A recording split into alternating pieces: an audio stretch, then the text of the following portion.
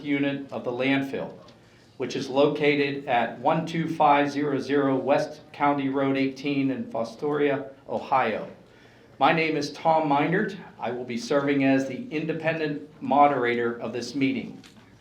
This meeting is required by the Ohio Environmental Protection Agency, also referred to as Ohio EPA, for a proposed landfill expansion. The purpose of the applicant's meeting is to outline the proposal and describe the permitting process to interested citizens. This is the first opportunity for you to learn more about this proposed expansion plans of the landfill and for you to ask questions or make comments. However, there will be 2 additional opportunities in the future through a public information session and a public hearing. Please note that the meeting is being recorded by a stenographer and will be filed as part of the public record. Saying that, I would ask that one individual speak at the same time. It's very difficult for her to transcribe that. So if you could please indulge, we would appreciate that.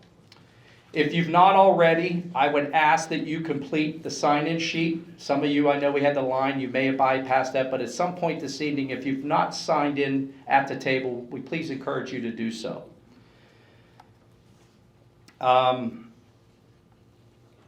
After my introductory remarks, we will have the opportunity to hear from several representatives and consultants of Sunny Farms Landfill, who will provide a detailed presentation on the company's plans of the proposed landfill expansion. In addition, Dr. Habib Kaki, an engineer and permit reviewer for the Ohio EPA, will give a presentation on the agency's permitting process. Here is an agenda for this evening's meeting. As you can see, we do have a question and answer period to allow those in attendance to ask questions or to make comments specific to the expansion application. As a reminder, everyone will have a time to speak or provide a written question through those cards.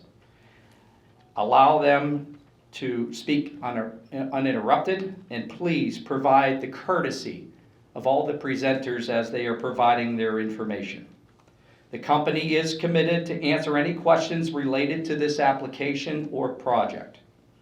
I already see there's obviously opinions with the signs in the room here, strong opinions, but our desire truly is to have a civil and informative session here this evening. So I'd really appreciate everyone complying with that. To make the Q&A period more effective, I'd ask those, again, if you're interested in speaking this evening, please fill out one of the speaker cards. There's more on the table here that provide your name, address, and a subject matter. Or if you just simply want to submit a question in writing, I will read that and allow the representatives to respond to it. You can provide, once they're completed, you can provide those cards to me at any time. We're going to just put them in order. So speakers will be called in that order as I receive the cards, and you will either approach the table here up front, there'll be a microphone there, or simply, if you'd like, you can simply just provide, I'll read the question for you. But there is a maximum time frame of 3 minutes per person. 30-second notice, I will give a 30-second notice and then ask that you conclude your remarks within that time. Once we get through the first round, assuming we get through the first round of speakers and questions, we will then allow individuals to come back if they have additional questions in that same order. Keeping in mind that also will be limited to 3 minutes per person. As mentioned, questions and/or comments should pertain to the application and proposed expansion. However, the company has indicated they are willing to answer questions regarding other matters and happy to speak with you independently after this meeting, if necessary. Now, moving on to our presentations. As you can see, here are the list of speakers this evening, myself, and then for Wind Waste Innovation, we will have Brian Ezek, Nathan Taylor, and Ben Nutter. And consultants of Wind Waste will be Rick Buffalini, Tom Covert, and then of course, as I mentioned, from Ohio EPA, Dr. Habib Kaki. So, in saying that, I'd like to introduce Brian Ezick, Vice President of Landfills for Wind Waste Innovations. Brian? Thank you, Tom.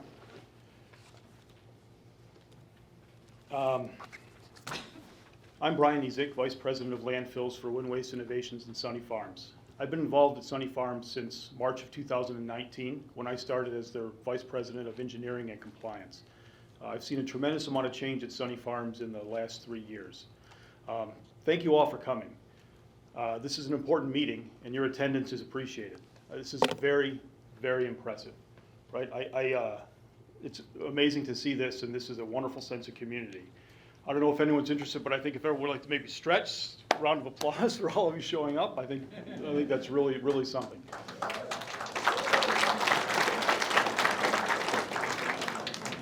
Thank you.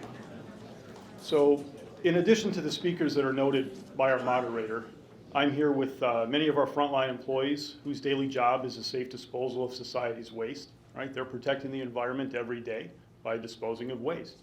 That's what we do for a living. We're proud of they're proud of where they work, and we're proud of the work they do every day. We also have some trusted contractors who have helped us improve the facility, including the local community contractors who are working on the hydrogen sulfide treatment system at the facility. Before the technical presentation, which will lay out the aspects of the expansion, I wanted to start with a brief history of some recent events. We made a presentation to the Seneca County General Health District on April 28th. We made it to the board and to the Board of Health members. And our goal in that meeting was to describe the environmental protection features of the facility, and also to talk about the last 3 years of performance and describe the safeguards that were in place. Subsequent to that meeting on May 26th, the board's consultant made a rebuttal presentation with statements that exhibited a bias against Sunny Farms, which, in our opinion, is troubling because he was retained by the board, and the board must regulate with impartiality. So because of that, I wanted to take some time today, because those statements did include some inaccuracies which have caused significant stakeholder and citizen concern. So I do want to take a couple minutes, or probably my total talk will be about 10 minutes, to address those issues. So I'm a civil engineer by training. I have a license in environmental engineering, and I'm most comfortable dealing with data and facts, just by nature. A lot of the consultant's presentation was intended to draw on emotions and generate fear, uncertainty, and doubt. When dealing with environmental protection, complex issues like sulfur dioxide emissions, and ultimately people's jobs and where they work, we must look to the facts to make decisions to understand these issues. And facts are critically important. So the first thing I'd like to point out is that Sunny Farms remains in full compliance with the 2019 consent order. I think it's very important to talk about emissions and what is there. So this consent order was designed to provide a compliance program for sulfur dioxide emission control at the current levels, which by the way are declining. But before you boo or any of that kind of stuff, let me get into the data and I'll explain to you what's happening. So for background, the collection and combustion of landfill gas, which is produced as waste decomposes in a landfill, if that gas contains hydrogen sulfide, which the gas at Sunny Farms does contain, primarily because a lot of the material we dispose of is construction and demolition material, it produces sulfur dioxide. Again, when you combust gas in a flare, which is required for control of landfill gas at a facility, and it contains hydrogen sulfide, it produces sulfur dioxide. Sulfur dioxide is a regulated chemical compound. It's got a lot of regulations that specifically specify how much sulfur dioxide can be emitted at a facility. It's produced when fossil fuels are burned. While the current sulfur dioxide emissions at Sunny Farms exceed the previously set permit limits, those limits were not based on a health-based standard. Permit limits were established for various reasons, but they're not necessarily health-based. I'll talk more about that in a minute. So to resolve the sulfur dioxide levels at the landfill, the state of Ohio developed a consent order with a compliance plan designed to bring those emissions under the best achievable levels set by state and federal agencies. Those limits go above and beyond the minimum health-based standard because sulfur emissions and sulfur dioxide emissions need to be controlled. And so the control plans that the state have been developed are designed to allow other emitters of sulfur dioxide to continue they account for all of those various emissions to make sure that the overall environment is protected. So while our limits are currently over the permitted limit, they are above a health-based limit. The consent order was also developed to address. They're below the health-based limit.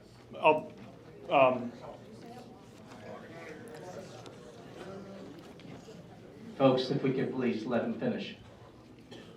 The consent order was also designed to address United States federal EPA concerns. The US EPA is involved in enforcement actions against Sunny Farms as well, contrary to some of the things that were presented. So the US EPA is aware of the emissions issues, the schedule, and has allowed the Ohio EPA to take the enforcement lead in accordance with cooperative federalism practices under which the agencies operate.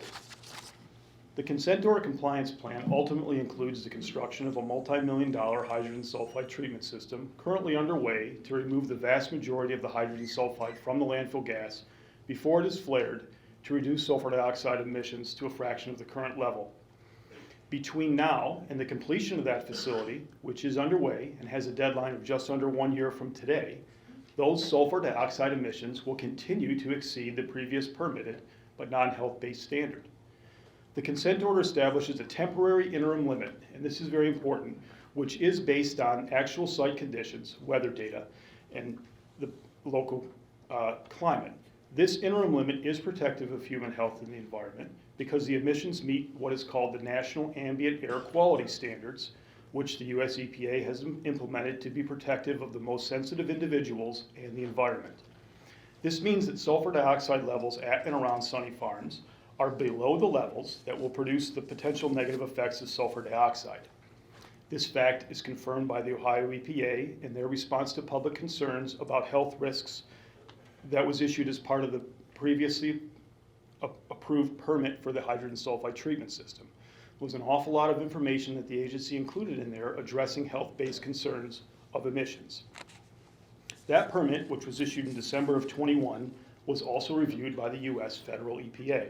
The EPA, in fact, provided comments on that permit. Facts are important when dealing with complex issues. The board consultant stated the following: we agree that they have complied with the consent order and the license reporting requirements that has occurred over the last 3 years. That consent order was approved again by the US EPA, reviewed by the US EPA, approved by Ohio EPA, and provides protective standards for human health and the environment. It led to the permit that were for a treatment system, which was also reviewed by the US EPA, and therefore there are no health concerns with a program that is in compliance with that consent order and permit. This is a fact supported by state and federal agencies. As I mentioned, I want to also address some factual inaccuracies in the board consultant's presentation. It was our intent, again, to provide information to describe the environmental protection systems at Sunny Farms, which in many cases are more stringent than applicable state and federal regulations. The board consultant chastised us for attempting to take credit for doing the bare minimum. And I will tell you that I believe this is irresponsible because facts should govern statements about human health and environmental protection. I want you to know that in many cases, appropriately, Sunny Farms is held to a higher standard than a typical landfill. You, the residents, have demanded it, the Board of Health demanded it, and the state responded. I believe this should help allay some concerns. An example. With respect to our surface emissions monitoring program, we exceed what is required by the US EPA's new source performance standards for MSW landfills. For example, the methane detection limit at Sunny Farms is 5 times more stringent than the current standard. We're looking for 100 parts per million compared to 500. The requirements at Sunny Farms include observations for hydrogen sulfide, which is not required in the base standard. The frequency conducted at Sunny Farms is 3 times more strict than the standard regulations. It's conducted monthly compared to quarterly. And the inspection pattern at Sunny Farms is twice as tight as the regular standard at 50 foot compared to 100. I'm not looking for credit or patting us on the back. I want the board and the public to understand that this is just one of the elevated standards of protection that are in place for this landfill. Many citizens and stakeholders who listened to the consultant presentation have relied on the following ambiguous statement to draw incorrect conclusions. The consultant said the following, and I quote, "The emissions are still 20 times what would have ever been allowed if things had been done right to begin with." That's not a statement that can be validated, right? There's not a fact in there. Factually, the current emissions at Sunny Farms, the rolling 12-month emissions of sulfur dioxide are 2,030 tons. In the last 12 months, that's how much sulfur dioxide has been emitted at that facility. At one point, our rolling annual emissions were over 2,900 tons in a 12-month period. The previously permitted limit, which has been exceeded, as I explained before, was 479 tons annually. 2,030 tons, while higher than 479 tons, is not 20 times greater. Sunny Farms is not authorized to emit 20 times the amount of sulfur dioxide. The final permit for the hydrogen sulfide treatment system establishes a not to exceed annual limit of 337 tons of sulfur dioxide in a 12-month period. Another statement was that Sunny Farms has emitted 40,000 tons of sulfur dioxide over the last 10 years. Although through the end of 2021, Sunny Farms has averaged 948 tons of sulfur dioxide emissions, and this is a total of 9,475 tons over the last decade. A lot of data, and the point is, facts matter. It's important to talk about these things. When someone says emissions are 20 times over the standard, and there's been 40,000 tons of emissions, that causes certainly a lot of stress and a lot of anxiety in the public. And that's the information that I'd like to allay. Finally, although not attributable to the consultant, misleading statements still remain on the Seneca County General Health District webpage. Sunny Farms is not the largest landfill in the state of Ohio. It's not the largest by volume, in place, property boundary, and does not have the highest annual waste receipts, daily waste receipt. The proposed expansion will not make the Sunny Farms the largest landfill in Ohio. 4 landfills have larger boundaries, 3 landfills have higher waste capacity, 2 landfills have greater solid waste boundaries, and 2 landfills have greater allowable daily limits. You may say to yourself, well, you're splitting hairs, Brian, right? These are still high numbers. It's still a big landfill. What's the big deal? I want to leave you with this. Facts matter. As evidenced by your attendance here tonight, you have concerns. You have a right to honest, non-biased facts about the landfill. What are the emission levels? 2,030 tons over the last 12 months. 9,475 tons over the last decade. That's a fact. Yes, that's over the previous limit, but that's addressed by the consent order. Emissions are not 20 times higher than any standard. They're not 40,000 tons. Why has the landfill been allowed to continue to operate? That question is going to come up. And the answer is the consent order requirements provide sufficient protection. The federal government is also providing oversight of the state's enforcement actions, including the associated schedule. There aren't mysteries associated with these facts. Various departments of the Ohio EPA will review the technical aspects of the expansion application that has been submitted. There's the document on the table over there. You can't see it with all the folks. It's profoundly technical, and there's thousands of hours of engineering work wrapped up in that document's development and subsequent review. The reviewers will make factual determinations such as, does the proposed expansion meet the regulatory requirements? Is the proposed gas collection and control system adequate to control the expected levels of gas?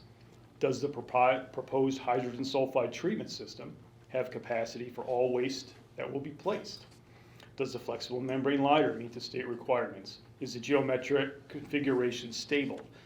Do the subsurface investigations meet the requirements? Is the groundwater monitoring network adequate to detect aquifer interference? Their review is necessarily pure. It's not based on common opposition arguments that we'll hear tonight about East Coast waste or the possible side effects on property values. It's not based on our typical arguments about positive economic impact or job creation or other items like site popularity, which are not regulated. They'll stick to the facts because facts matter. Thank you for listening. I do look forward to your questions at the conclusion of this technical presentation. And with that, I'll turn it over to Dr. Habib Kaki of the Ohio EPA.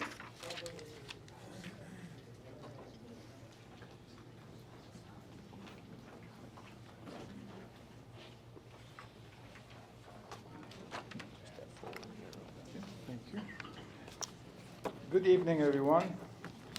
My name is Hayib Kaki, and I'm registered professional engineer in the state of Ohio. I'll be the engineer from the Ohio EPA who will be reviewing the proposed landfill expansion permit to install for the Sunny Farm landfill. Copies of the application can be reviewed at the facility, at the local health department, or at the Ohio EPA Northwest District office located in Bowling Green, or can be reviewed online through the Ohio EPA doc system. Ohio EPA's role in participating in this meeting include the following: provide public awareness that Ohio EPA has received a permit to install application, and also to define Ohio EPA's role in the solid waste permitting process.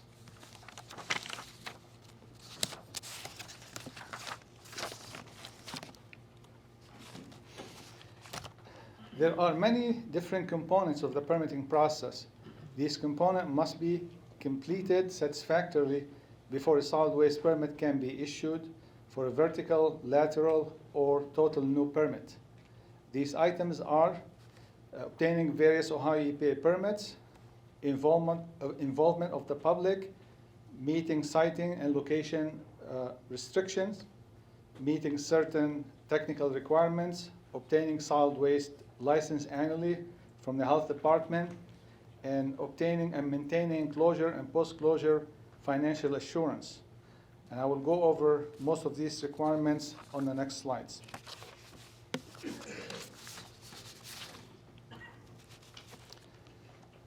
Various permits will need to be obtained from the Ohio EPA before a solid waste permit can be issued. The solid waste permit to install must include a liner system at the bottom and the side slopes that would consist of a recompacted clay liner component, plastic liner component, leachate collection component, a BAT cap, gas collection and monitoring system, and many other engineering features and calculations. Other permits that will need to be obtained from the Ohio EPA would include an air permit to install and Title V modification for dust control, gas flare, and gas emissions. Another permit that will need to be obtained from the Ohio EPA is a surface water permit that regulates the discharge of surface water from the sedimentation ponds into the water of the states.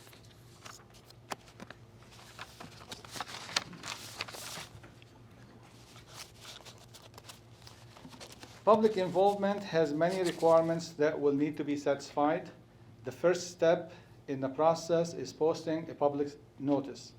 The owner must publish notice of the meeting in a newspaper of general circulation in the county in which the modified facility is located, as required by the public notice statute in the Ohio Revised Code, ORC 3734.05A. This should be done no less than 30 days before holding this public meeting. The second step in the process is to hold an applicant meeting that will be followed at a later date with a public information session and a public hearing session.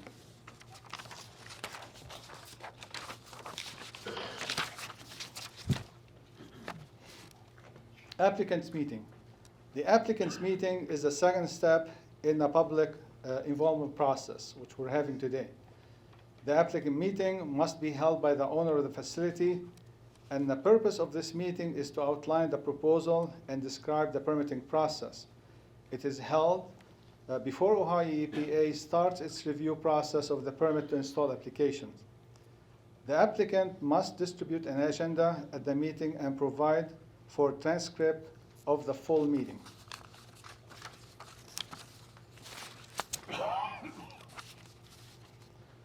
Public information session, again, is another required component. It is held by the Ohio EPA at a later date. Ohio EPA will provide an update to the public with respect to the status of the PTI application review.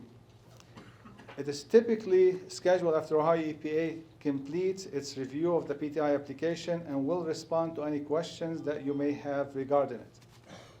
Ohio EPA will publish a notice announcing the meeting in the required newspapers at least 30 days prior to the public information session.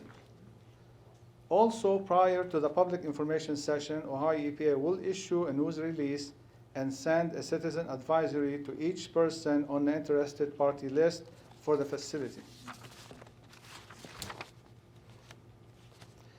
In addition to outright prohibitions listed in the regulations, there are also setbacks that the landfill must comply with. And these are listed for you over here. These are some of them, not all of them. There's more comprehensive list. But some of them, some of these restriction is the setbacks that the landfill cannot be sited in a floodplain, has to be certain distance from airport, either 5,000 feet or 10,000 feet, depending on what type of airplanes using these runways. Landfill cannot be within 1,000 feet from natural areas such as national or state nature preserves, wildlife preserves, scenic rivers. Cannot be within 1,000 feet of a domicile. Must be at least 300 feet from the property line. Must be 200 feet from any surface waters, stream, lakes, and wetlands. The landfill cannot be sited over underground mines, and it cannot be sited over a sole source aquifer system or over 100 gallon per minute aquifer. It is important to note that these setbacks are from features that are constructed or otherwise in existence as of the date an application is received. If an adjacent property owner constructs a well after a permit is received, that setback requirement will not be evaluated as part of this application. Technical requirements. Next, I want to highlight some of the landfill engineering criteria that will be evaluated as part of the permit application review process. The landfill must be provided with a composite liner system that will consist of a low permeability recompacted clay liner component and a plastic liner component. The liner component must be placed at the sides and the bottom of the landfill to prevent contaminated liquid, which is called leachate, from leaking out of the landfill. The landfill must be provided with a leachate collection system that consists of a system of piping and aggregate to collect the leachate and transfer it to a storage structure, usually a tank, and then hauled from these tanks to a publicly or privately owned treatment works. The permit application must have enough details and calculations to demonstrate that the short and long-term stability of the landfill is adequate and must meet requirements that's stipulated by the regulation. So it's, you said PTI here in the back, it's 5 binder, and this binder is that thick. So there's a lot of information that really the PTI contain. The permit application must include a groundwater monitoring system to detect any release from the landfill. The groundwater monitoring system consists of wells placed around the perimeter of the landfill to monitor various subsurface zones to detect for any migrating contaminants in the groundwater. The permit application must include a surface water control system that consists of ditches that convey water, rainwater that has not come in contact with waste, to ponds that must be designed to control sediment discharge into the water of the state. The permit application must include a gas extraction system and a gas monitoring and detection system. The explosive gas extraction system must be capable to remove any potential explosive gas from the site and manage odor from the decomposed waste. The explosive gas monitoring and detection system consists of wells, probes, alarms placed around the landfill and in structure within the facility to detect any migrating explosive gas. A final cover system must be also installed once the landfill is filled to its permitted capacity and include both clay and plastic components. The permit must also include a detailed construction and quality assurance quality control plan that details materials testing requirement that must be conducted on any component that will be used in the construction of the landfill.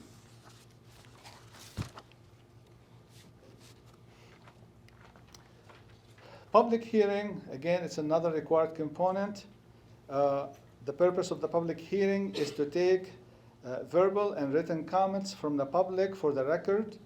At the public hearing, Ohio EPA will give a brief presentation on the content of the final application before the public testimony period begins. Ohio EPA then allows any person to submit written or verbal comments and objections to the decision that will be made on the permit application. All comments at the meeting are recorded by a court reporter, and the testimony is made part of the public record the director considers before making a final decision on the permit application. In addition to the hearing, Ohio EPA will also receive written comments from the public for 30 days after the public hearing date. Ohio EPA then respond to each and every comment gathered as part of the public hearing and comment period. Copies of the response summary are mailed to each individual submitting verbal or written comments.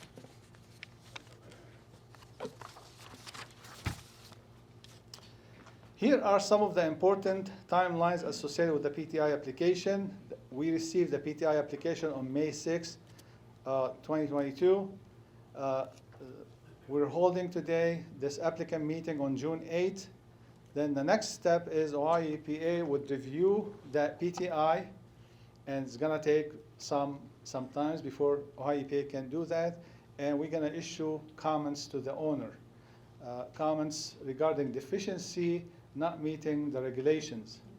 The facility must review the comments and respond to our comments and send their response. This is an iterative process, so it would probably involve multiple round of back and forth comments between Ohio EPA and between the owner.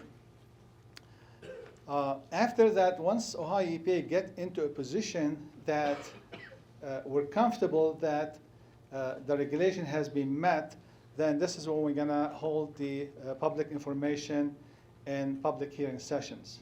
Okay? We may combine these two together and we may not. After that, the director then takes a final action on the permit application. The director may request additional information from the applicant, approve the permit as final, or issue a proposed denial. If a final permit is issued, the applicant may begin construction of the landfill. Ohio EPA will inspect and oversee the construction of the landfill to make sure that it meets the requirements outlined in the permit. Any interested person may appeal the director's decision as described in the fact sheet at the registration table. An appeal must be made in writing. You must state the basis of the appeal, and the appeal must be filed within 30 days of the decision made. Appeals are made to the Environmental Review Appeals Commission, or ERAC.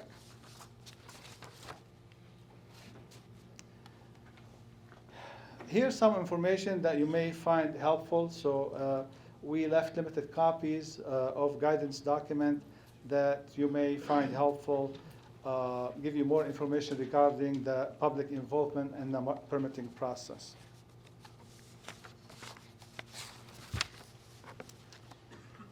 It is important to understand Ohio EPA's authority in the review of a permit application. Ohio EPA's responsibility under the law is to review any application that is submitted based on its technical feasibility, and to determine if the application complies with the agency's rule and state law. Ohio EPA is granted the authority to enforce state environmental laws through the Ohio Revised Code. The Ohio General Assembly is responsible for passing environmental bills which the governor signed into law. Ohio EPA is responsible for writing the rules and regulations necessary to enforce these environmental laws. Rules and regulations are subjected to review by a legislative committee to ensure Ohio EPA meets the intent and scope of these environmental laws before they are finalized. Now, there are several aspects to a landfill that Ohio EPA does not have uh, the authority to consider, and that's include the need or popularity of a landfill, local land use and zoning, such as plan development. These are enforced by zoning commissions. The local zoning commissioners enforce any zoning code in effect. Impact on the property values, increase in the road traffic and noise. Those can be also handled by the county township level, where waste is generated, whether it's in or out state. This concludes my presentation, and we'll be here at the conclusion of the consultant presentation. If you have any questions regarding the permitting process, we'll be more than happy to answer that for you. One quick clarification question. Yeah. I'm a little out of line here, I understand that, but when you're talking about your setback distances, like the 200 feet to a stream, is that from the waste limits or is that from the facility boundary? That's from the waste limit. So the facility boundary could go right up to the stream and they could stockpile soil, for example, near the stream, but still meet the standard to have the waste away 200 feet from. In concept, yes. Yeah. Okay. Yeah. Thank you. But that would be reviewed, and they have to get an approval for that. Okay. Okay? Thank you. Thank you, Dr. Keki. Next, before we get the next speaker, just remind people it might be a good time to silence your cell phones if necessary. Our next speaker is going to be Nathan Taylor. Nathan is the engineering manager for Wind Waste Innovations. Nathan? All right, thanks, Tom. Good evening, and thanks for attending the meeting for the proposed expansion at Sunny Farms. As Tom said, my name is Nathan Taylor. I'm a registered professional civil engineer in the state of Ohio. I'm the engineering manager at Wind Waste and Sunny Farms Landfill. I've been with Wind Waste since November of 2020, but I've been in the landfill engineering compliance field of work for over 15 years, both as a consultant and on the owner side of the industry. As the engineering manager, I oversaw the design process of this expansion. The following is a brief overview of the proposed expansion. Our consultant CEC will go into further detail on the design and specifics of the permit to install application. The PTI application was submitted to the Ohio EPA on April 29th of this year and was officially received, as Dr. Kaki said, on May 6th of this year. The proposed expansion is classified as a contiguous lateral and vertical expansion to the existing north unit landfill. What this means is that the footprint of the northern landfill unit is proposed to be expanded laterally by 218 acres to the north, with a 28-acre area expanded vertically on the existing phase 1 and 2 cells of the north unit. As I mentioned, CEC will go into the detailed design in a moment. Based on the proposed footprint, this expansion will provide approximately 12 years of additional airspace at Sunny Farms. The expansion application also includes a proposed ANWR increase to 12,000 tons per day. This request is to facilitate an economy of scale to be efficient and more cost effective for our customers. With this expansion, most of the waste will still arrive to Sunny Farms via rail, so the ANWR increase will not negatively impact the area roads. As a first step in the life of the expansion activities, Wind Waste and Sunny Farms is planning to proactively relocate 2 million cubic yards of waste that was placed in the phase 1 area prior to the existing and modern EPA rules and regulations. This proactive approach will make Sunny Farms a fully clay and synthetic lined landfill. The expansion overview is shown here on an aerial photo. Right here is the southern unit, which is where we're filling right now.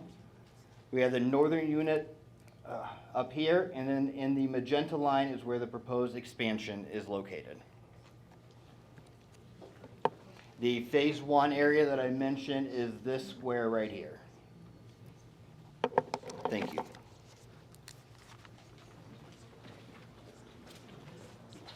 Thank you, Nathan. Our next speaker is Rick Buffalini. Rick is Vice President at Civil and Environmental Consultants.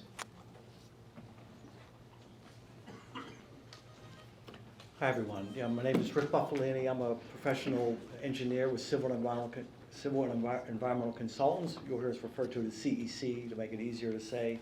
I've been at CEC since 1995. I've worked on landfills since 1988. I've worked on many, many dozens of landfills in various states and probably a dozen or so in Ohio. I've worked on the permitting side as well as construction and design and closure. So following up, providing more detail on Habib Kaki's presentation and Nathan's presentation, we're going to speak in more detail about what is included in the application and what we've done to show that we do meet these requirements in the regulations. We're going to talk about the siting criteria, the engineering and environmental controls, and also operational criteria. So as Habib spoke, the state of Ohio is really strictly regulates what needs to be in a permit application. It's very, very specific. The siting criteria are really saying where landfills cannot be located. And then there's also criteria on how the landfill needs to be constructed and what type of monitoring needs to be done, how the landfill must be operated, and also how the landfill must be monitored. There is an allowance in the regulations that the applicant can actually request to not comply with a certain part of the regulations if they can demonstrate that it's still safe to the environment. But it's important to point out that this application does not request any type of variance or exemption from any siting criteria or design or operational requirements. So as Habib mentioned, I won't spend much time on these. The regulations are very specific about what siting criteria need to be met, and they're all on this list here. Basically, it's in quarries. There are many groundwater protection standards that we need to meet. Probably the most important one that is very specific to every landfill is we need to be at least 15 feet from the uppermost aquifer system. We call that the UAS. And then we also need to be located within these distances from public water supplies and also any private water supply wells. And moving to the engineering and environmental controls, I'm going to talk about these various ones, which again, Habib spoke about in general that need to be included. I'll provide a little bit of detail to what each one of these systems include. So the first environmental control is the liner system. Let me see if I can work this. So as precipitation falls on the landfill, the water percolates through the waste, and that produces a liquid that's called leachate. And that leachate is really important. It needs to be managed properly, because if it isn't, that can lead to groundwater problems and surface water problems. So one of the most important parts of the landfill design is a liner system. And I'll just go through a little bit of detail here. There's a little bit of a rendering over here that maybe you can see, but before we build the liner system, we do need to regrade the area. So there might be excavation or there might be fill to get the bottom grades of the landfill constructed. And then once that liner system, or once that subgrade is built to grade, then we begin to build the liner system. And that includes 2 feet of clay, shown here. Then there's a geosynthetic clay liner, a 60 mil geomembrane, and I'll go a little more detail on these as we talk through those. And then above that is a geotextile cushion, then an aggregate layer to drain it, and then a filter above that, and then finally the waste is placed after that liner system is completed. So this is a picture of the what's called the recompacted soil liner. This is a clay layer that we have to do testing before the soils are even selected. We do a lot of testing to make sure it's going to meet the requirements that we have. And then whenever the material is placed, it's placed in lifts, it's compacted to meet a certain density and moisture, and there's testing performed as it's being placed as well. On top of the compacted soil liner, there's something called a geosynthetic clay liner.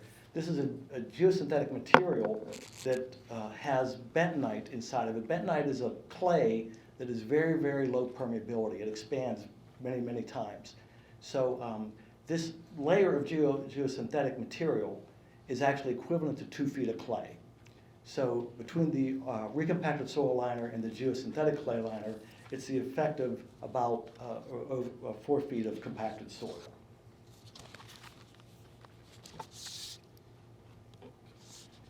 This slide here shows the geomembrane liner. This is, it's required in a landfill, it needs to be 60 mil thick, 60 to saying how thick it has to be.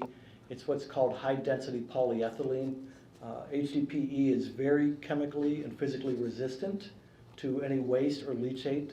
It's been tested extensively to make sure that it's manufactured to resist any chemical degradation.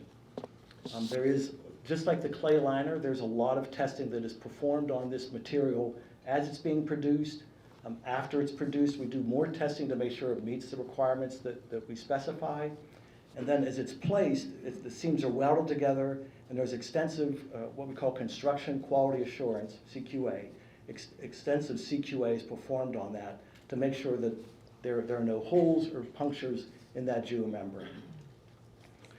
One thing that is added in the highway regulations, which is a recent change, is that we are required to do electric leak location testing, which is really a state-of-the-practice method that once this liner system is installed and we place the protective cover over it, we do need to go back and test it to make sure that there are no holes in the geomembrane.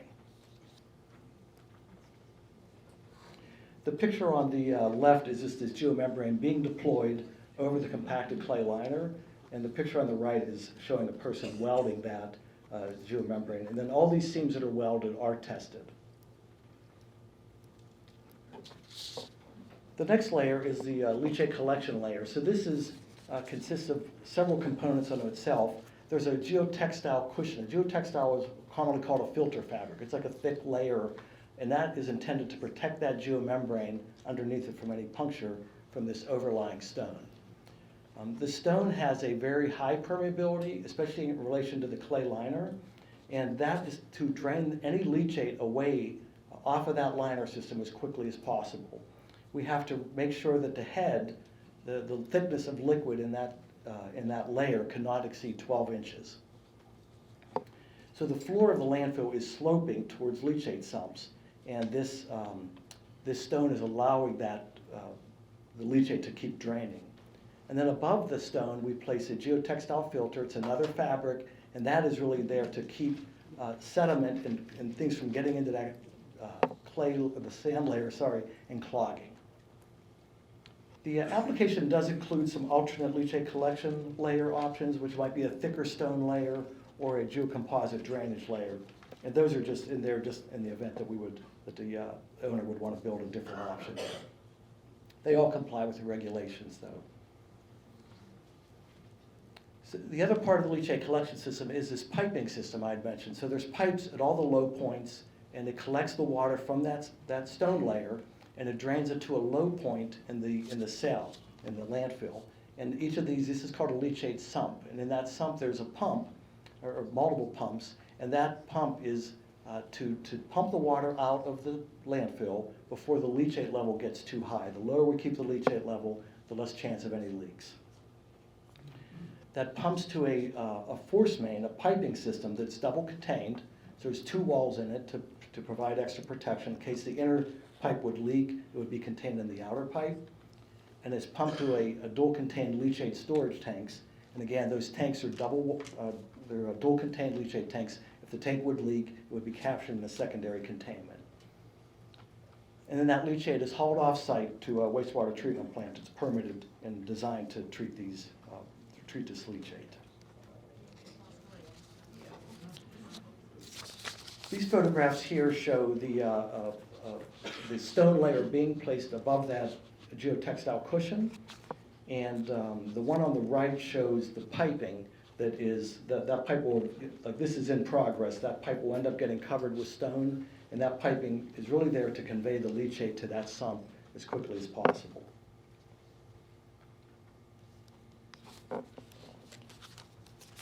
The next environmental control is the gas collection and control system. As several folks have mentioned already, as waste decomposes, there are organic materials in the waste. So as it decomposes, it does produce methane, just a natural process. And this methane must be managed. So the gas collection and control system is designed to collect that gas within the landfill and to bring it to a flare, which burns that methane and all the other components in that landfill gas. And this gas control system really, it keeps on changing all the time. It always needs to be expanded and operated and maintained in accordance with regulations. So it needs to be monitored very, very frequently. It's expanded very frequently to stay up with all the, as the waste progression continues. The gas extraction system consists of several components. So one is a vertical extraction well, which is, just as you would think, it's drilled down into the waste. This detail here shows a typical detail where a large diameter bucket is drilled into the waste. A pipe is inserted into that, and then there's stone put around that. And then a vacuum is installed to put a vacuum on that well. And that vacuum is really what is pulling the landfill gas out of the landfill to the flare where it's then burned. Because, as Nathan mentioned, there is the landfill does overlay the existing north unit, and there's what's called a separatory liner for that because we're overlaying an existing disposal area. The north unit does have a final cover system already, which has a geomembrane in it. That final cover will form this separatory liner. But there is a landfill gas extraction system on there that will need to continue to be maintained and operated as we fill over it. So those details are included in the application. The EPA is going to have to, review that and make sure that they agree with how that's structured. But these remote extraction wells, those are really to allow us to continue to collect gas from the existing north unit as we put new waste over it. There's also horizontal gas collectors are commonly used. Horizontal gas collectors are just trenches excavated into the waste, and then again a perforated pipe is installed, and then there's a vacuum put on it. And these horizontal gas collectors are often used before the landfill gets to its final grades, and allows you to collect the gas much earlier in the development. And then importantly for this site, there's a landfill gas processing facility which, as Brian Ezek spoke about, includes the H2S treatment system and then a blower and flare system. There's a couple of pictures here. The one on the left shows this gas extraction well being drilled. Importantly, there is a vacuum box installed over that borehole, and that puts a vacuum on it, and that takes any gas that could be emitted there, it takes it to the flare and incinerates it. To reduce the potential for odors while the well's being drilled. And then on the right is the lateral collection system. These are piping that applies the vacuum to the wells and takes it to the flare.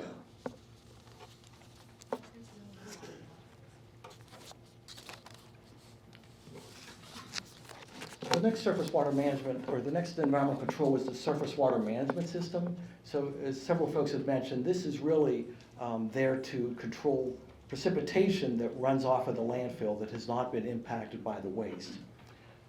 So this water is collected and directed to several sedimentation ponds around the landfill.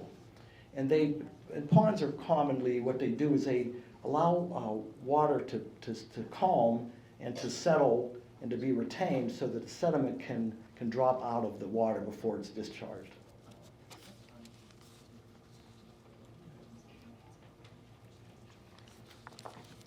So the final cover system is the next control. As areas reach their final approved grades, a final cover system must be installed on the disposal area. And it's really intended to prevent precipitation from contacting the waste and producing more leachate as the landfill goes through closure and then even post-closure. The landfills are required to be monitored for 30 years post-closure, so it's really important there to be a final cover installed that's going to reduce the amount of leachate that can get in and the amount of gas that can get out. The cap system consists of several layers built above the waste, and it's like the liner system in reverse. There's a 1.5 feet of clay. Well, first of all, there's a soil cover placed above the waste, and then there's a 1.5 feet of clay above that, and then there's a 40 mil geomembrane, which is this HDPE. It can also be a different type of geomembrane which has better flexibility in it that is suitable for the cap. Above that is a drainage geocomposite, which is another geosynthetic material that is equivalent to a couple of feet of stone. So it's a very high capacity to drain the water off of the cap system. And then above that is 2.5 feet of soil, which is vegetated to grow grass or vegetation, and that really is to prevent erosion of that layer.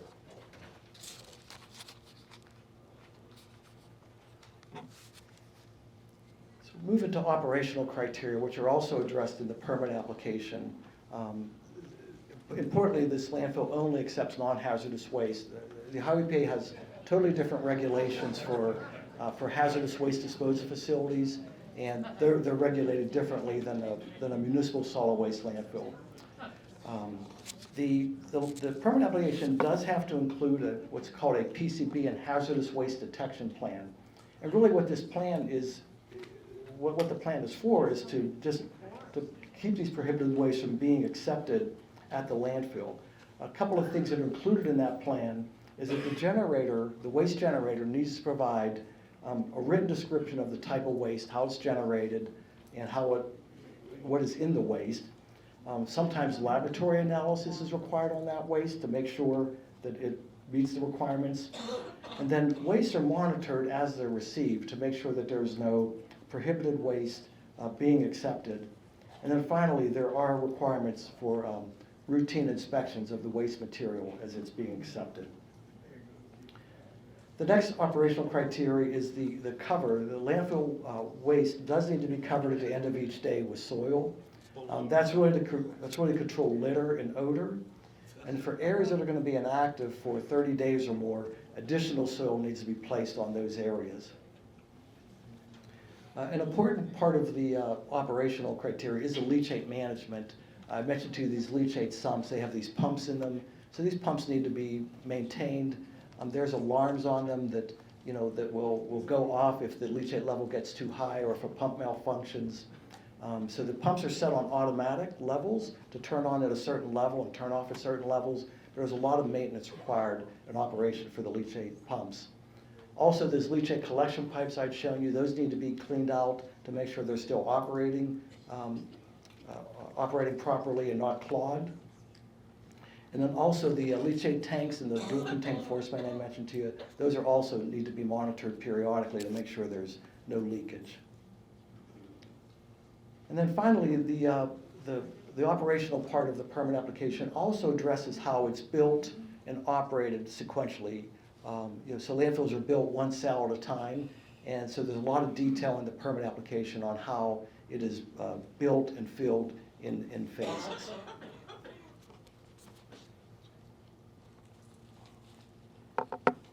That's the end of my presentation. Thank you, Rick. Thank you, everyone. Appreciate the ability to continue to be attentive to all the speakers.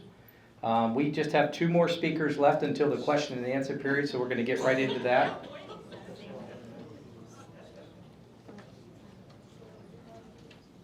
Am I going through all these? Did you miss some, or am I going through all these? Tom, there it is. Okay, yeah, there we are. Sorry. Our next speaker is Tom Covert. He's also with C&E. Tom? With CEC, sorry about that. It's all right. I promise my presentation is shorter than Rex, so. So, thank you everyone for coming. Good evening. Appreciate you being here for sure. My name is Tom Covert. I'm a geologist. 30 plus years of consulting experience. Most of that focused on environmental monitoring programs at landfills and hydrogeo investigations.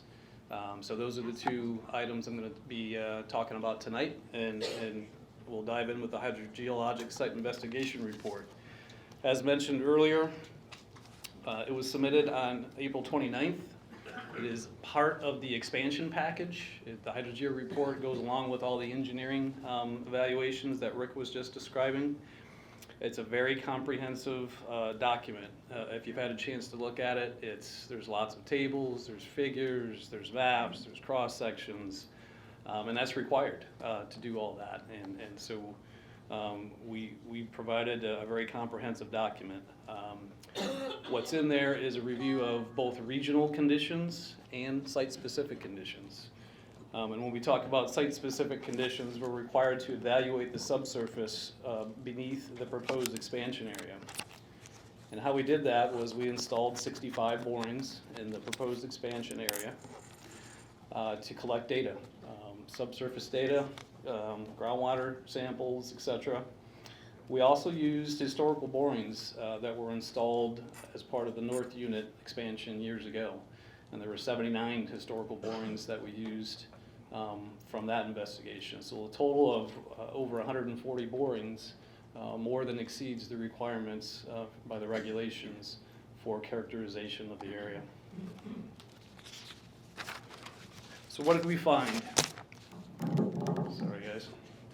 So what did we find? The findings were very consistent with what was already known about the site. The North Unit had a hydrogeologic investigation completed previously, as did the South Unit. Our findings were very consistent. There's a continuous layer of clay-rich glacial till that's from the ground surface down to bedrock. You do see some shallow groundwater that occurs in isolated sand and silt deposits, lenses within that clay. Bedrock is the aquifer, as has been known beneath at the facility. Groundwater flow was confirmed to, in the shallow and the bedrock zones, to be to the northeast, which is how it's always been interpreted. And groundwater quality, it's important to point out, in both zones will continue to be monitored with the proposed expansion. Who's monitoring that? So as far as the environmental monitoring programs, it's important to note that these three that you see here, groundwater quality, landfill gas migration, and surface water quality, these are programs that every solid waste facility in the state of Ohio has to comply with. They all have to do it. And Sunny Farms is no different. They're completing these programs. They have been completing, and they will continue to complete those programs with the expansion. One thing I wanted to mention, there's been a lot of talk tonight about gas and air, etc. When we talk about landfill gas migration, in my presentation here, we're focused on below ground.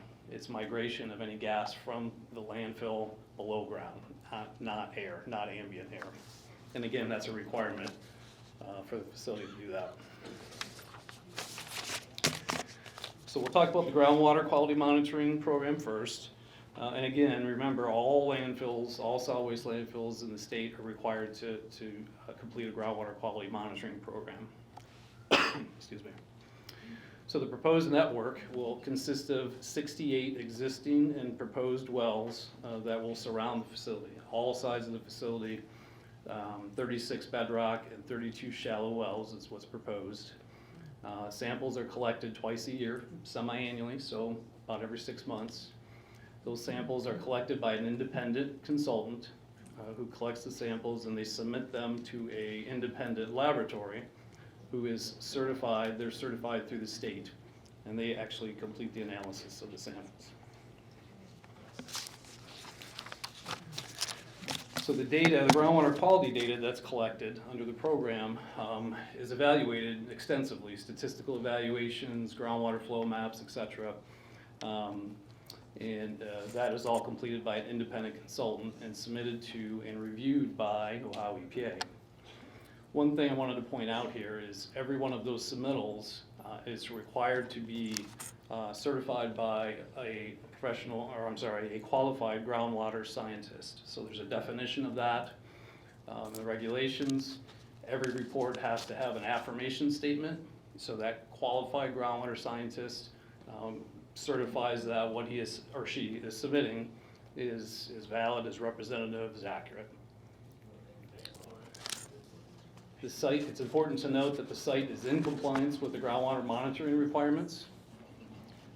The quality of groundwater in the bedrock has not been impacted by the facility. And it's really important to note, and you've heard it talked about tonight already, the proactive approach that Sunny Farms is taking with excavating and moving the online portion of the landfill in the Phase 1 area. This is a significant environmental improvement that will help to protect groundwater beneath the landfill. I've been, as I mentioned, 30 years plus in consulting. I'm only aware of a couple of facilities that have taken this proactive approach and excavated this volume of material, 2 million, I think, cubic yards of material, and moving it to a line portion of a facility. Again, that's a very significant step, proactive step that the site is taking. That really it's not required, but as part of their design and what they're proposing with this expansion, that is the intent. So if you can see this, yeah, it's not too bad, but you see all the blue dots, right? So this is the proposed groundwater monitoring network. See if I can operate a pointer. Hopefully I don't hit somebody with this. All right, so you can see around the outsides here. So remember, groundwater flow in both zones, the shallow and the bedrock, is to the northeast. So flow is heading in this direction. So you have significant coverage, up gradient and down gradient of the landfill. And most of these dots represent 2 wells, a shallow well and a bedrock well at each location. So a couple images just to show you what groundwater monitoring wells look like if you haven't seen them. So the first photo just shows you the superficial construction, concrete pad, steel protective casing blocked to protect the actual well inside. And then the cross-sectional view, you can see just a typical view of how they're installed and constructed. You can see the screen at the bottom, sand pack around the screen that promotes groundwater flow into the screen. You see the concrete pad at the top, locked protective casing to protect the well.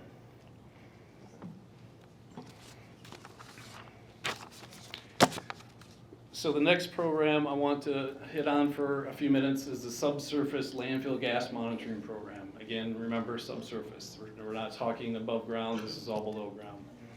Again, all facilities, all solid waste landfills in the state of Ohio have to complete this program. It's not optional, and Sunny Farms has been completing the program and will continue to complete the program with the expansion. So probes, the network will consist of 35 existing and proposed probes. These locations are required to be between the landfill and an occupied structure, or between the landfill and a potential gas migration pathway, like a utility, or gas, if it got in there, it can move. So these probes will be positioned, and the additional ones will be positioned in between these locations. Probes are monitored monthly by an independent consultant. Monitoring results are compared to limits, and they're reported to and reviewed by Ohio EPA. And it's important to note that the site is in compliance with the gas monitoring requirements with no subsurface off-site gas migration. Here's an image. Hopefully you can see the yellow dots. This is the proposed network for gas subsurface landfill gas monitoring. Those yellow dots are the gas probes. Good coverage, all sides of the landfill, north, south, east, and west. Just a couple more slides. I told you I was shorter.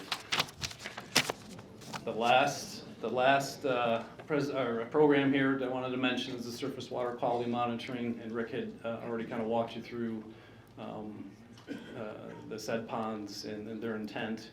Again, a reminder, all facilities, all solid waste facilities in the state of Ohio have to complete surface water quality monitoring. Sunny Farms is no different. They're completing their program. They have been under the NIPD's permit, which is issued and regulated by Ohio EPA. All stormwater on site that does not come in contact with waste is directed to 4 said ponds on the site. The water settles, the sediment settles inside the ponds, and then it is discharged into receiving waters through permitted outfalls associated with each of those said ponds. Those discharges are sampled twice a month by an independent consultant and analyzed by an independent certified laboratory. As with the other programs, the data The parameters that are tested for in those surface water samples are compared to limits that are in the permit. The site has to comply with those limits, and they are, let me hit my next slide there. Stormwater is collected, as I mentioned, in the 4 ponds. The site is in compliance with their surface water requirements with no permit exceedances. This drawing is a little difficult with all the call-off boxes, but there are 4 outfalls. There's 1, 2, 3, and 4. So 3 on this side and a 4th one on the other side. With construction in the proposed expansion, one of those actually 2 of those outfalls will be relocated. You have existing outfall 3 here, which will be relocated. And you have existing outfall 1, which will be relocated outside of the waste area. That's all I have. Thank you, everybody. Thank you, Tom. Our last speaker before the question and answer period is Ben Nutter. Ben is Community Engagement Manager. Okay, let's everyone hopefully has that on their system. Okay, come on, folks. Please. Ben Nutter, Community Engagement Manager with Wind Waste Innovations. Paid off. Paid off. Hello, I'm Ben Nutter with Wind Waste Innovations, Sunny Farms Landfill. I am a lifelong Seneca County resident, 27-year police officer and firefighter for this local community. And I now work for Wind Waste Innovations, who owns Sunny Farms Landfill, and I'm the Community Engagement Manager. And we just wanted to share a couple things with you as it relates to our economic impact on the community. So this year alone, for direct employees, we will be somewhere north of 6.7 million in direct payroll. At any given time, we have over 50 of our own direct employees. There are many days where we have 90 to 100 people working at the facility, and these aren't people from out of state or out of the country or from wherever. They're local people that live right here, work right here, and they depend on Sunny Farms to make their living. And that's important to know. We also contribute to local charity events such as the fair, and many of you have seen me there and you've been there with me, and at the end of the day, for Sunny Farms Landfill to continue to operate means that the jobs continue and the economic impact continues, and all of the things that brings continue. You're entitled to your own opinion, and I certainly respect that, but you're not entitled to your own set of facts, and the facts are what the facts are. So it's been alleged, of many different times, there's been different things alleged that we have continued to prove that weren't accurate and were blatant misrepresentations of the truth. We even went the extra step of years ago taking groundwater samples with members of the opposition group and split the samples and let them take them to their lab, and we took them to our lab, and all of those results were the same, and many things like that. So the facts are the facts, and so we would just want you to be respectful of that, and as I respect your opinion, respect what the facts are. Thank you. Okay, so, sir, excuse me, please. Everyone's going to have a time to speak. Okay, so we will now begin the formal question and answer period.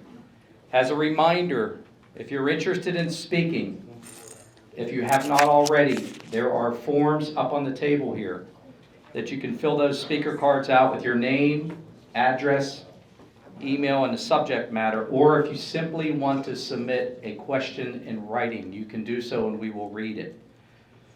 To make the process productive and efficient, we're asking each person to limit their questions, again, to the permit application or project. And we also ask that you provide the courtesy to all individuals speaking, both here, residents and representatives with the company. Once we are through the first round, if we get obviously through the first round of speakers, I will then allow individuals to speak again in that same order. You do have a 3-minute limit. I will give you a 30-second notice as that complies. So, okay? So I am going to turn this microphone on. As you approach this table, if you are speaking, you can approach this table. It will sit here. You don't need to turn it on. It will already be on. I just ask that you come up and state your name and address for the record. Okay?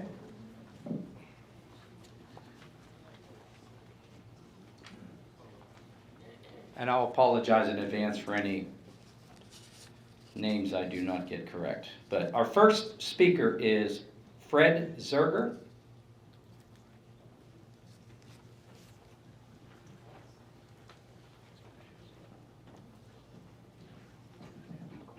Seneca County's average elevation is 980 feet. The highest point in Ohio is 1,545 feet.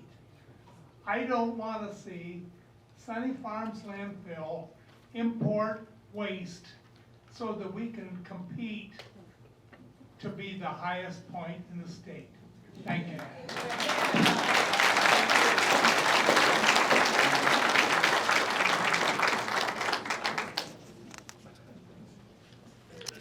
Our next speaker is David Meyer.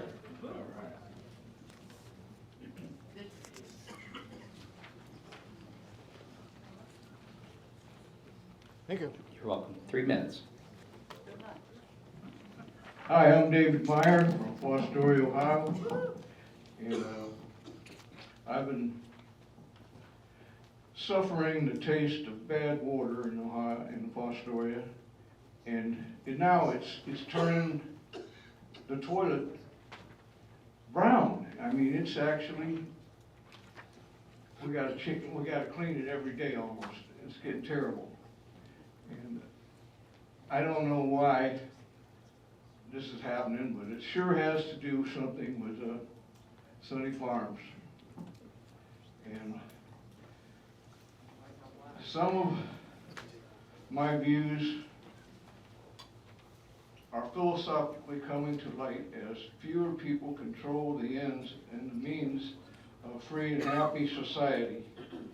I mean, why should we be in such a mess to extend the boundaries of the landfill? Let us take a break from the endless flow of garbage coming at us. Take heed from what we have endured as we see the consequences of the mess so flung at us at our community.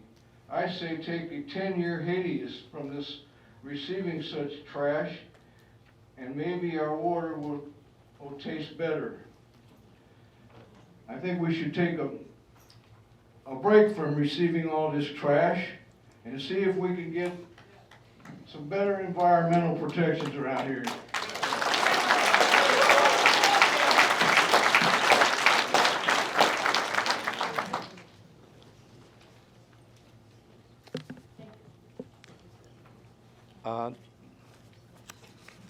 Excuse me. Sorry about that. Okay, so the next one is a written question from Pat Woods. What other states do we receive from?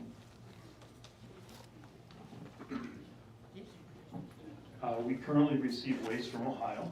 We receive waste from Massachusetts, Maine, New York, Connecticut, New Jersey.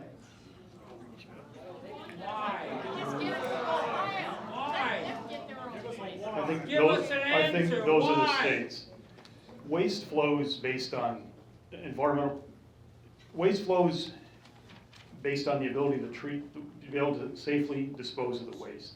Ohio sends hazardous waste out of the state.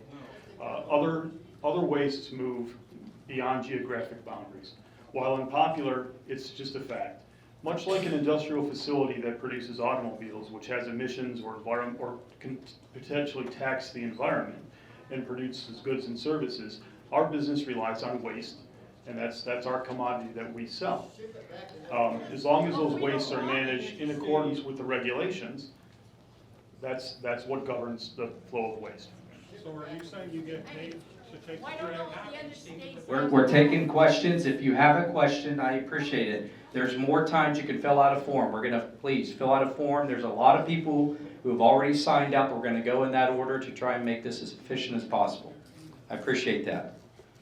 The next is Alvin Thomas with a question. Train cans stuff why?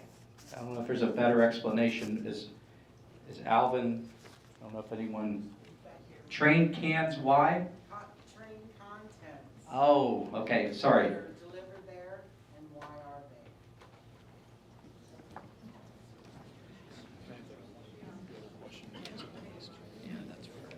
So we've got a couple questions about that. We have another one here from, that was what's in the waste that's acceptable at Sunny Farms. Sunny Farms can accept non-hazardous solid waste. Sunny Farms accepts non-hazardous, non-liquid wastes, and that regulates what can or can't be accepted. The majority of the material that comes in via rail is construction and demolition material that results from the demolitions of structures and buildings into construction. It comes in via train, and that's what's in the train cars.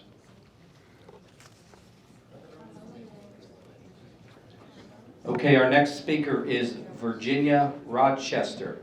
Virginia, if you'd come up to the table and.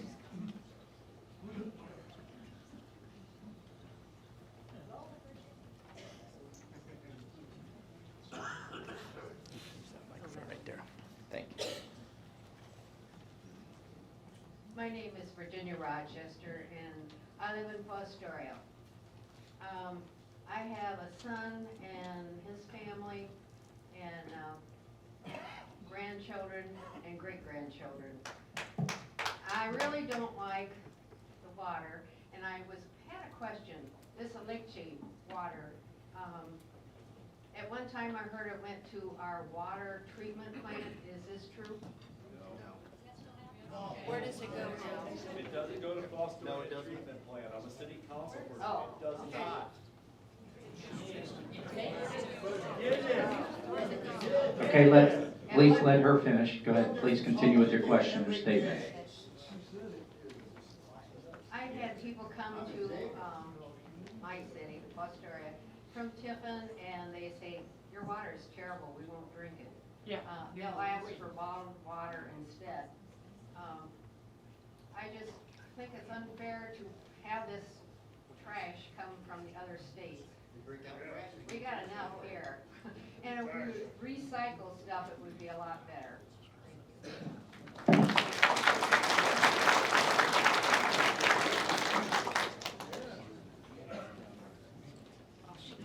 Okay, our next question is, I believe, Lois Watkins.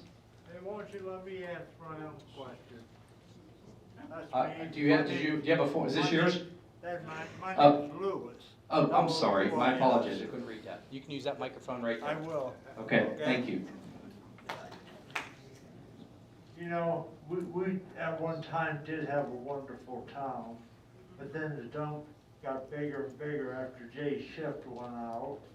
And I've asked you guys before about the water.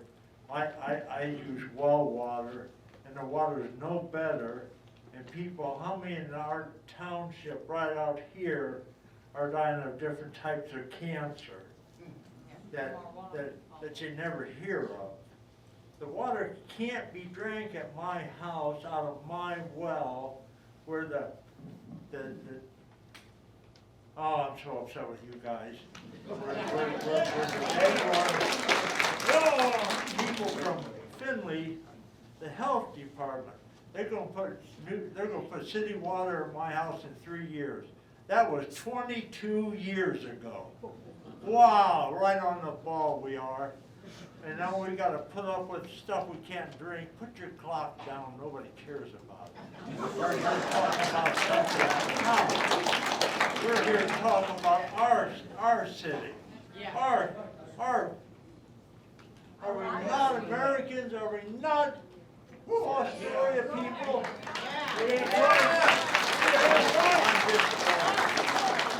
Oh, be careful. I can read lips. I can't hear, but I can read lips. I said I wanted to talk about the groundwater real quick. What's that? Mr. Watkins, I just wanted to talk about the groundwater real quick. I know that the diagram was hard to see, but Sunny Farms landfill is surrounded by groundwater wells at varying levels and all the way around. So as the water moves from the southwest to the northeast groundwater, we know what the groundwater tests like prior to it going under the landfill, and then we know what the groundwater is once it passes under the landfill, and we know that Sunny Farms landfill isn't adding anything to the groundwater. All of these results. Well, now again, you're. Let him talk for a minute. Let him talk. You're entitled to your own opinion, and we'll give you time for that. The reality is what the reality is. A fact is that we know scientifically, empirically, and mathematically that we are not adding anything to the groundwater. So if there is an issue with your groundwater, it's not because of the landfill. So that is, and it's not my opinion. That's a scientific, empirical fact. You can see it, you can test it. The health department has those results, as well as the Ohio EPA. There is nobody in my neighborhood, wait a minute. Fine, keep going. Nobody in my neighborhood that drinks their water. We buy bottled Understood. water because you can't drink the well water. And what I'm trying to explain to you is that I believe you that your groundwater and your water may not be good, but it's not impacted by the landfill. We're gonna circle it anyways, that they're supposed to there's supposed to be a circle that they go around and check the well waters. Right. Well, maybe they need to make that circle a little bit bigger.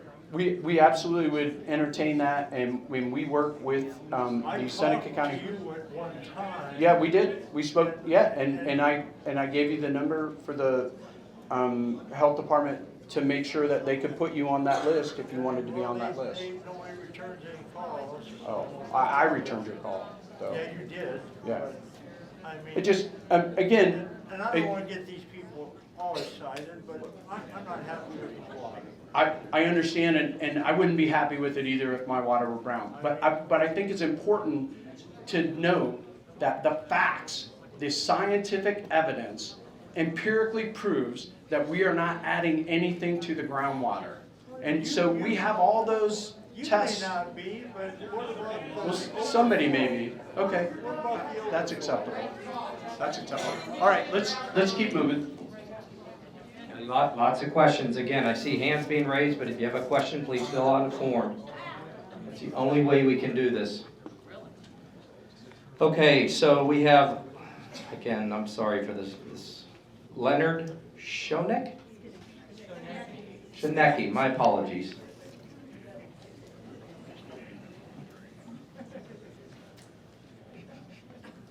First of all, thanks.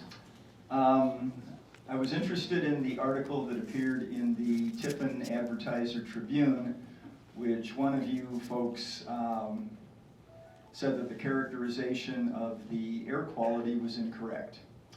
Well, I don't know if the quality of the estimate of the air quality is correct or not. But what I do know is that on any number of occasions driving from Tiffin to Findlay on 224, I have driven past your landfill, and your landfill stinks.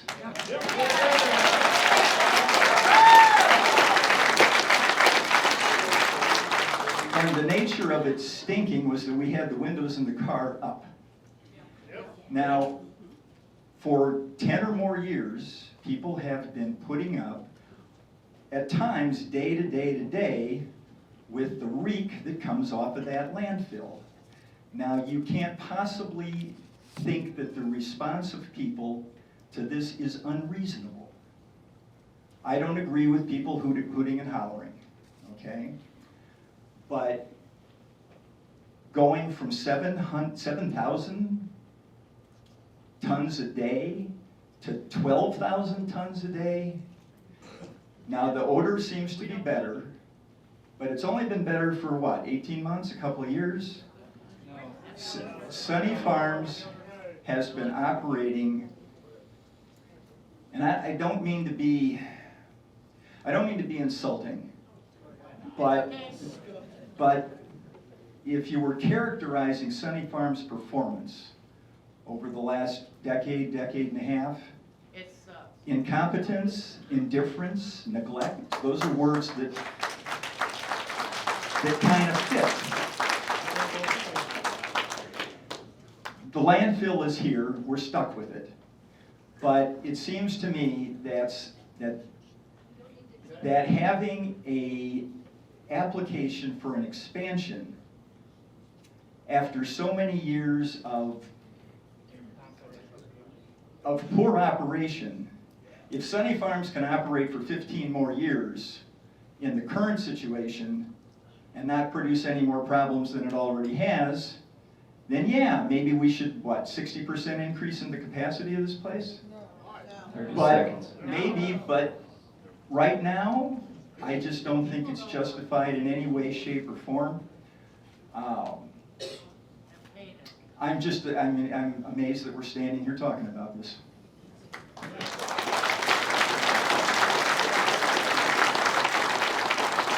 Okay, our next speaker is Terry Love.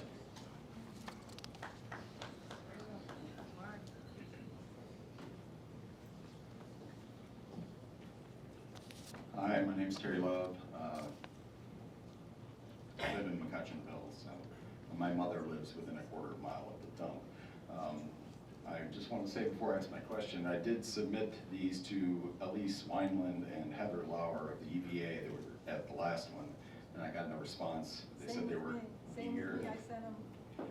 Anyways, since we're dealing in facts, I just wanted to say that the landfill has as they said, a 60 mil high density polyethylene liner. There are currently 95 microbes that have enzymes that eat plastics. They're found naturally, and they aggregate in places like dumps and similar places with lots of plastics. They're natural. I'll name one of them, the Pseudomonas sp.TDA1, and they've recently discovered a fungus. These dissolve PET polyurethane, which is what the liners are made of. Also, I'm just talking about the long-term cost. 30 years is nothing after they close. That thing's going to be there. We just pretend it doesn't exist. Who pays the post-closure maintenance? Long-term inspections. We see that the grass dies off on the top of it every year and has to be replanted. Is the county going to have to take care of that? The cap. As the trash settles over the years, the cap will crack. It will require repairs. Currently, I just looked this up, it's $275,000 per acre to repair a cap. What happens if some of these bacteria, or we get a rare earthquake and it damages the liner? What can be done to fix that without tearing out everything that's there and replacing it? I just want to know. Would you want to respond to that right now? Yes. Okay. What can be done? Can you first have them confirm? Excuse me 1 second. Can you first have them confirm what he's talking about? And do you know about the bacteria that eat the plastics? These are recent, 2015. Yeah, I don't believe you're talking about high-density polyethylene. I Yes, think you they mentioned different. specifically mentioned that. I'm honestly not aware of that, and I'd be interested to hear it, but it's Well, not. You can look it up, it's online. You said PET though? Did I hear you say PET? Yeah, PET. We're talking about. And high-density polyethylene, Yeah. HDPE. you Yeah, said. there have been, we are using high-density polyethylene. It's required by the US EPA, the Ohio EPA. There's been extensive studies. I'm not aware of what you're Also, talking companies about. like Biome and other ones are tweaking these so that they can be released into the wild and get rid of our plastics that won't recycle. Because some of them can break them down into other useful components. The research and I'm not aware of that, but the research that is common and accepted throughout the industry is that these high-density polyethylenes last for hundreds of years, even in environments with leachate on them. So I'm not aware of that. I plead ignorance to that. A few other things. There is, if you don't mind me taking a few of those, Brian, there is a 30-year post-closure financial assurance as required by the Ohio EPA. So that is, after the landfill's closed, there is a bond set aside to take care of the landfill for 30 years.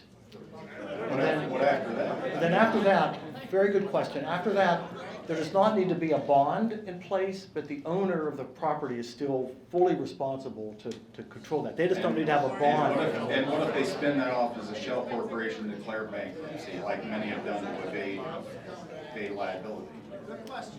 There is another program that the Ohio EPA does have for orphaned or abandoned landfills. You know, there are landfills that have to be closed under the Ohio EPA programs where So it becomes a Superfund area? Well, Superfund's a federal program. The Ohio EPA has their own program.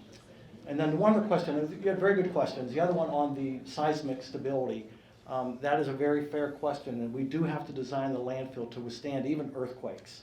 So that is part of the design process because, as you can imagine, an earthquake So you're confident 60 mil plastic is going to hold up to it? We are, yes. Yeah.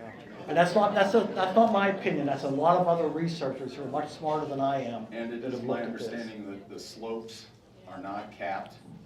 It does not prevent horizontal movement of water through the waste.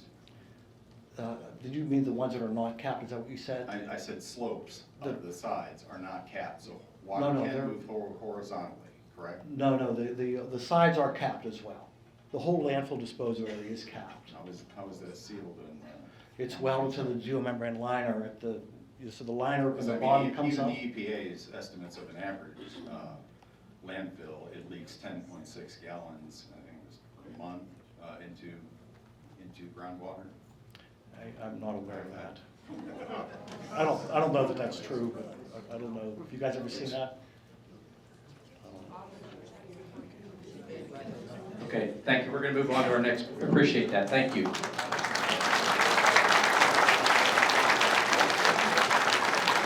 Okay, the next one is a question from Catherine Reinhardt. How often can we have our wells tested?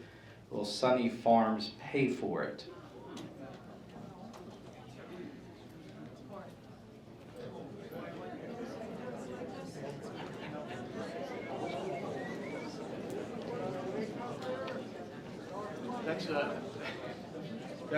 I hate to put the health commissioner on the spot, but that is do you know the answer to that, Ann? Yeah, off the top of your head. So, I will find that out and I will happily submit that back. I'm not sure what their criteria for testing is. I know that we contribute to that fund that pays for that, but I don't know that off the top of my head, so I won't speculate. Okay, next to speak is Ed Logston.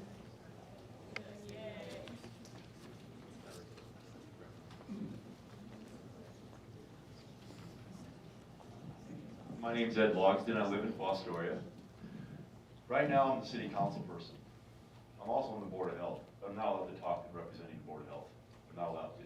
I'm impartial that way. But as far as city of Fostoria, I feel like I came back and the city was gone all of a sudden. I moved back here and we have a huge landfill. Basically, the first question I have, do you have a gas collection system or the treatment systems you're putting in? Are those being assessed for the expansion? Once you get to that size, will they handle the amount of gas you expect to have? Or will they have to have 2 plants? And the second question I have is, is the EPA reviewing the management plan, the company management plan? Because it amazes me how often all the managers, all the people supervising things out there at the landfill have changed over the years, just in a short period of time. That's usually a really, really bad sign for any company that has corporate management changing always. Something's wrong. So I'm just wondering if the review process improves that. That's all I have. Thank you. The landfill gas designs, the expected hydrogen sulfide generation, the landfill gas generation are all designed and reviewed to make sure that we have enough capacity in the piping systems and the treatment systems to control the landfill gas associated with the current permit and the expansion. Those are reviewed by the Ohio EPA as part of the permit process with US EPA oversight. With respect to the landfill management, there's turnover in many different things. Frankly, the turnover in the board, of the Board of Health, right? There's turnover in any corporation.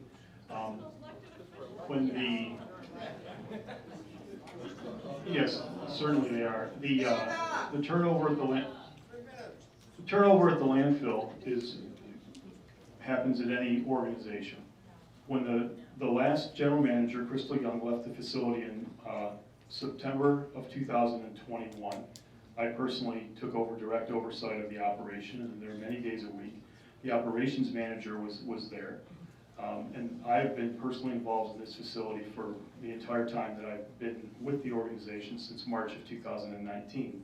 Like many of you, I take this very personally. I moved my family here from the Chicago area because I wanted to come work at this facility, and it's been extremely rewarding to watch the changes at Sunny Farm. So that's what I would offer with respect to the management of the facility. Okay. Our next speaker is Craig Schwartz.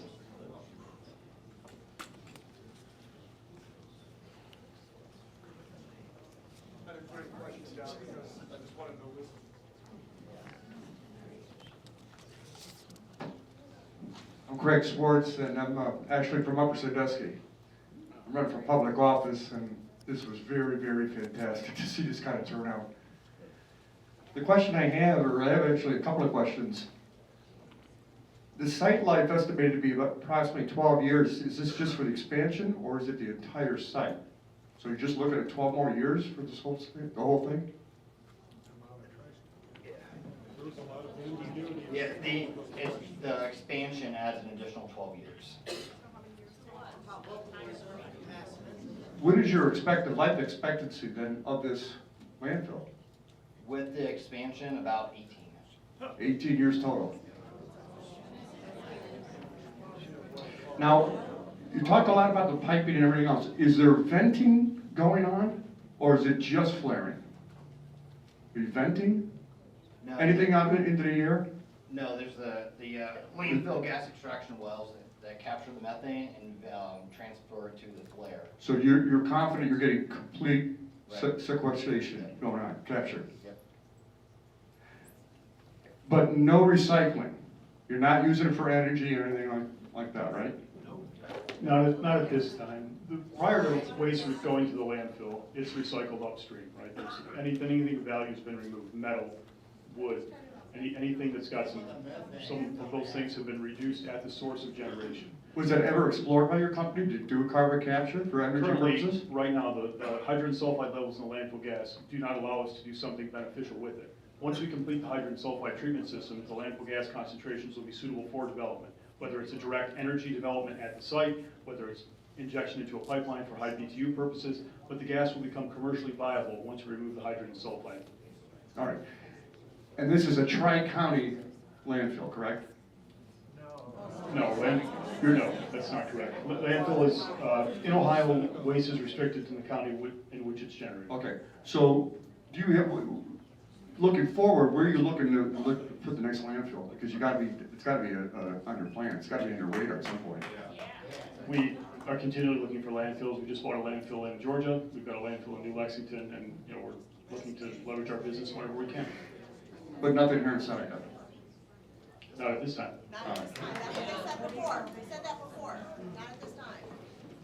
And the only thing that struck me, and I'll finish with this, is that I know your county was very vocal about restraining wind turbines. And because of the setbacks. And I think what I guess I'm confused about is your setbacks are a fraction of what is required for a wind turbine. 200, is it 300 feet from a property line? Yes, I can't speak to the wind turbine regulations. That's not my area of expertise.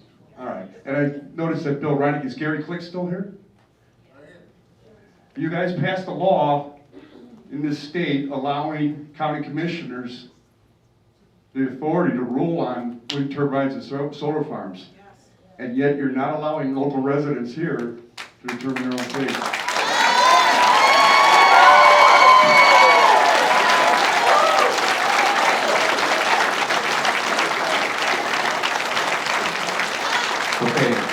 question, Dan Teal. Dan Teal, his question is, sulfur dioxide emissions are still 20 times what it would have been allowed had things been done right to begin with. I think you addressed this in your remarks. Do you want to? Yeah, sulfur dioxide levels, as I stated, were 2,030 tons in the last 12 months. You know, I would look at, if one was going to try to estimate what sulfur dioxide levels would have been if a treatment system had been installed sooner, you'd have to look at the reports that we file to the agency, right? And there's no way it's 20 times higher than any applicable standard. It's just a nonsensical statement that has no basis in fact. It's a presentation that was made without an accompanying report. As I said, I'm an engineer. I deal with facts and math and that sort of thing. So I would love to see what the consultant generated to look at those numbers, where they came from, right? That's why open dialogue is important, because a lot of people have focused on 20 times the limit. I can tell you that right now the site is nearly 5 times its original permitted limit of 479 tons. So that's what we have there. One of the other questions that's come up is why now for the expansion? And the reason is because we have a limited life left at the facility. There's about 4 years left. And it takes many months to review the documents that are in place. And that's why we've submitted the application right now. Certainly, as suggested by the gentleman, Leonard, why would you do this now? Why wouldn't you operate for more years to prove that you can continue to control the odors like you have positively done in the last 18 to 24 months? We certainly would have liked to do that, but with timing and the amount of time it takes to get an expansion approval, we have submitted the application now.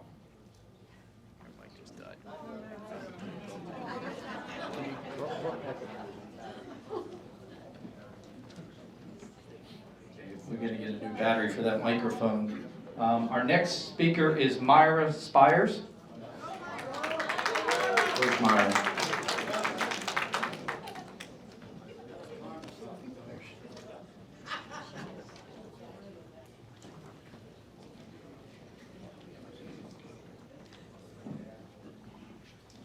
Hello. Our house has been in our family for generations, way before Waste by Rail was put in. Throughout the years of living on the same road that splits the 2 huge landfill hills, our family has been poisoned by hydrogen sulfide and sulfur dioxide. Because of the improperly ran landfill, we have had times of outside family fun interrupted on numerous occasions. We literally had to stop and go inside the house in search of relief from the horrendous odors blowing our way, numerous times. At the beginning of May this year, I had to make a call to the complaint line, which I've given you guys a break, honestly. I've given you a break since you've been raising the flares and everything. Try to give you time. But I called May this year because it was a beautiful day outside. I had the windows open. The obnoxious odor came into my house. In my house. The company hired to test the air quality had a meter that wasn't picking up any readings. Because they could still smell an odor, that person had to leave to go get a different meter. I was shocked to hear that the other meter was being picked up at the landfill. Why are we using meters that are coming from the landfill's property? The air tester confirmed the apparent odor was present as they held the meter in front of the side of the house where the odor was noticed entering through the window.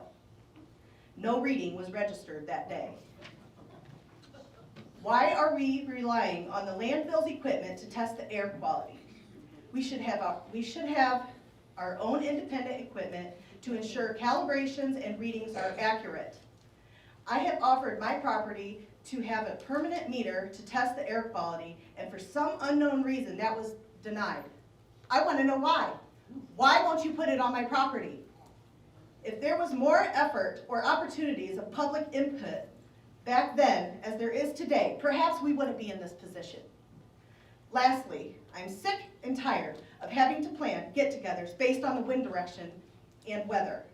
The bottom line is we should not have to deal with these toxic odors from the landfill on a constant basis, let alone another expansion.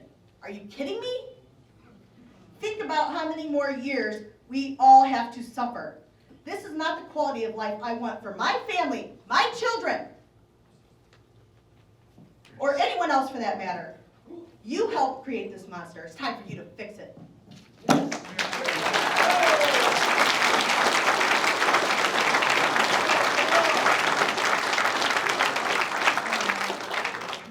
Okay, next speaker is Thomas, is it Domich or Domich?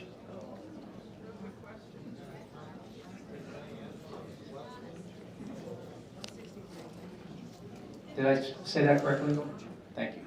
Well, some of you folks know who I am. Some of you know my story. I'm not going to rehash all that. But I'm a former employee of Sunny Farms Landfill, and I wanted to throw out an honor to a recently passed former employee who got sick while I was working there, and recently passed, Brett Hemminger. I'm sure some of you know him. The only reason I'm coming up here today is because I'd like to look these gentlemen in the face and remind them that they are supposed to tell the truth to the people of the city where their landfill is at. Without any of those people who work there, you would have nothing, absolutely nothing. Without the blood, sweat, and tears and the deaths of some of these people because of what is coming out of that landfill, you lie continuously. Leachate being gathered up and collected, and they're doing it the proper way, when there's pipes being built on the side of the damn mountain into the pond where the fish are supposed to live. Where people are going out there and fishing that fish out. You got scum floating on the ponds. You got dust in the air 14, 16 hours a day with no PPE for not a single employee. Not one. Wasn't that way in 2008 when I worked there. It's not that way now. You tell me that you care about the people out here and you're trying your best to help them when you've got sick people across the entire